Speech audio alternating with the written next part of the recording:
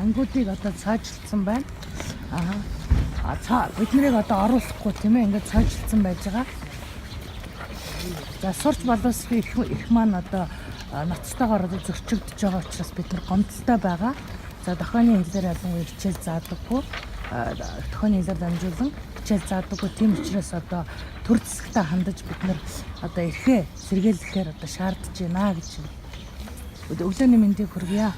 Хүүхдүүдийн сурагчид бид нар эрхээ одоо сэргийлэхийг хүсэж байна.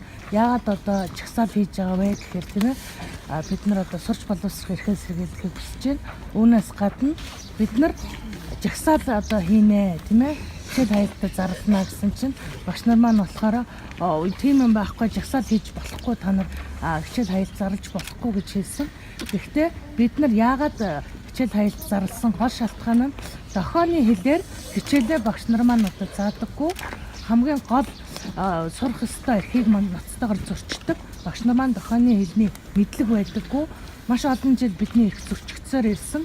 Энийг одоо тасан зогсоох цаг нь болсон гэж үзэж байгаа. Тэгэхээр бид нар одоо энэ шаардлагуудыг одоо энэ цаасан дээр ингээд бичсэн байж байгаа. За сургуулийн удирдлагуудад бид нар удаа хэлсэн байж байгаа. Та бүх багш нар удирдлагууд ажилтнууд бүгд дохионы хэлний одоо чадвартай байх ёстой. Яагаад гэвэл энэ сургууль маань тусгай сургууль буюу 29 дугаар сургууль сонсголгүй хүүхдүүд сурдаг ийм сургууль байгаа шүү гэдгийг бид нар удаа шаардсан. Сонсголгүй хүний соёл онцлог одоо онцлогийг маш сайн мэддэг байх ёстой. Ийм чадвартай багш нар байх ёстой. Гэтэл өнөөдөр ийм хүмүүс алга байна. За сайн байна уу? Миний нэрийг Мөнхбаатар гэдэг. Байдаг. Мөнхбаатар гэдэг.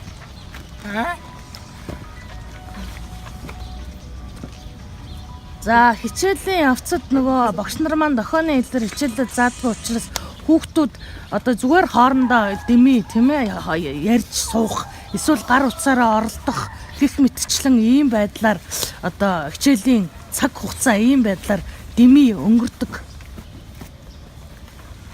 Учир нь багш нар маань дохионы хэлний хэлээр дамжуулж биднэрт боловсрол олгодог. За үүнээс гадна